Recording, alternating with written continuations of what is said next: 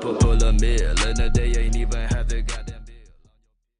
Welcome everybody to Factual Opinions, the only place to get the correct opinion on the state of video games. Today we are taking a look at Ni no Kuni 2, developed by Level 5 and published by Namco Bandai. Here are some spoilers for the first 15 minutes of the game.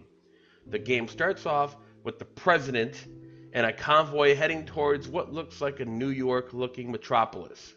As he looks out the window, a missile flies right over his head and it goes right toward the city, and boom, a huge nuke goes off and blows it to hell. The convoy gets flipped over, and as he lays there fading in and out of consciousness, he gets warped to another far more magical world. When he reappears, he is standing in front of Evan, the boy king of Ding Dong Dell. The boy king, who is freaked out, runs away from the strange man towards his guards. While unbeknownst to him, they're planning a coup, and as they go to strike Evan down, the fucking president pulls out a Glock and kills the two would-be traitors in the face. Unfortunately, that incredible opening set of moments remains the highlight of this adventure. The original Ni no Kuni was a very charming RPG with a welcoming style and sense of whimsy, tied with some very frustrating battle systems and mechanics. The sequel feels like they really wanted to improve on the problems people had with the original.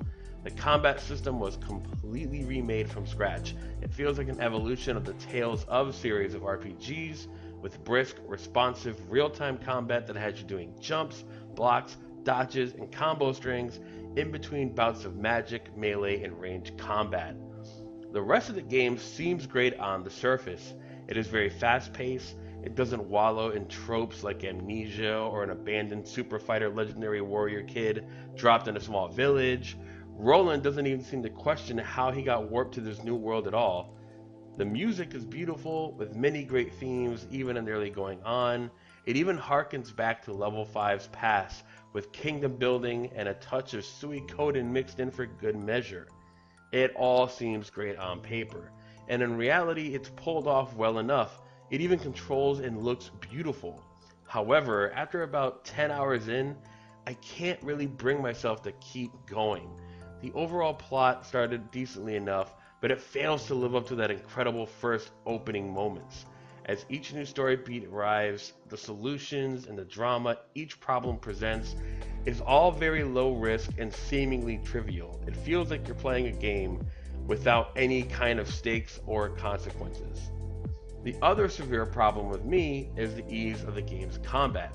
I could go on and on about tons of combat improvements, a Diablo-style loot system, various tweakers, and multitudes of subsystems to go along with how responsive the combat has become. The problem in all of this depth and gameplay variety is that it's not needed at all. Almost every single combat encounter can be won by just sitting there and letting your AI partners do the work. And if you want to force a challenge, you can go and fight tainted, high-level monsters that may require you to dodge an attack or two, but they also fall with ease.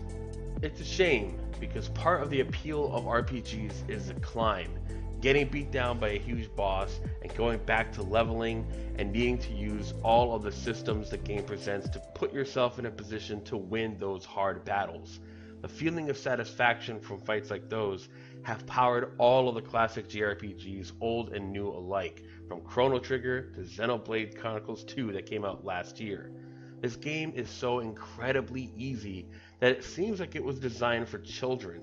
Even fighting multiple bosses seems like it should be hard. The characters are afraid, and it makes it seem like you're about to have a real tough encounter, only for the fight to start and you mindlessly walk up right to the boss, mash light attack until it dies, without needing to use any of your gameplay systems or deeper mechanics presented to you. This level of ease is everywhere in the game. Even the kingdom building and the associated skirmish wars are devoid of any need of tactics, nuance, or skill, and they make the entire game feel frivolous and breezy.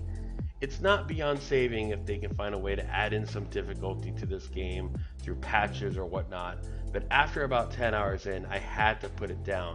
I have seen people say that it gets a tiny bit tougher 40 hours in, but having to invest X amount of time before a game quote unquote gets good, to me is poor game design. I know this game will find an audience, and if you're looking for a very simple, breezy JRPG, it'll be perfect for you. But unfortunately, it doesn't hit for me like I was hoping it would. A 3 out of 5 for Ni no Kuni 2.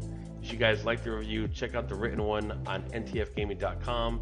My name is Namtox. Let's go to 1,000 subscribers. Can't do it without you guys. Like, comment down below. Let me know what you guys think. And I'll see all of you next time. Later, everybody.